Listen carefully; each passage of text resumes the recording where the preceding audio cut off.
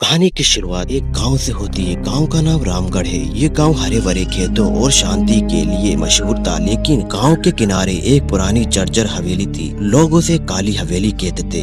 कहते हैं वहाँ कभी एक जमींदार रहता था जिसने अपनी पत्नी को हवेली के तहखाने में जिंदा जला दिया। तब से वहाँ हर रात चीखें सुनाई देती हैं। गाँव वालों ने कसम खा रखी थी कि कोई उस हवेली के और कदम नहीं रखेगा। दिन बीतते गए, लेकिन कुछ सालों बाद गाँव के चार जिगरी दोस्त अजय, रोहित, सौरभ और इमरान आपस में बात कर रहे थे। सौरभ और इमरान बोले कि गांव में एक ऐसी हवेली है जहां लोग जाने से डरते हैं। लोग कहते हैं वहां एक औरत मर चुकी है, उसकी आत्मा आज भी वहां भटकती है। अजय बोला, डर तो सिर्फ मन का वहम है, हवेली में कुछ नहीं है। रोहित हंसते हुए बोला, तो क्यों ना आज रात जाकर सबको साबित कर दें कि वहाँ कोई औरत नहीं है, ये सब झूठ है। सौरभ और इमरान पहले तो डरे, लेकिन फिर शर्त की वजह से मान गए। उसके बाद जो हुआ वो आपका दिल दिला देगा। तो गाइस, हॉरर कहानी और मिस्ट्री वीडियो देखने के लिए हमारे चैनल को सब्सक्राइब कर लो। रात के 12 बजे चारों दोस्त टॉर्च लेकर हवेली पहुँचे तो उन चारों दोस्तों ने उस हवेली के तरफ देखा तो ऐसा लग रहा था मानो गाँव में सिर्फ वही हवेली हो और कुछ नहीं। ये देखकर चारों दोस्त डर जाते हैं, लेकिन वो हिम्मत करके उस हवेली में घुसने की कोशिश करते हैं।